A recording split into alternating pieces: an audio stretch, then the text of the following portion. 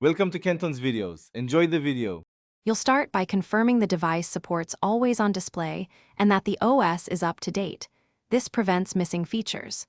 Once done, make sure the battery is above 20% or plug-in, because changing display settings can trigger restarts or battery-saving locks. Then, open Settings and go straight to Display.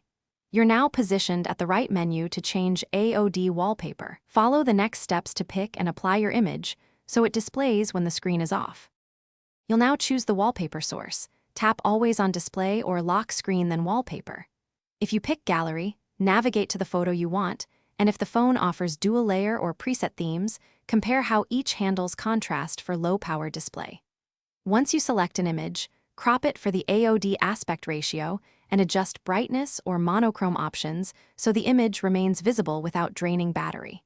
Make sure to preview in AOD mode. This confirms legibility and preserves locks. Apply the wallpaper and ensure the Always on Display toggle is enabled.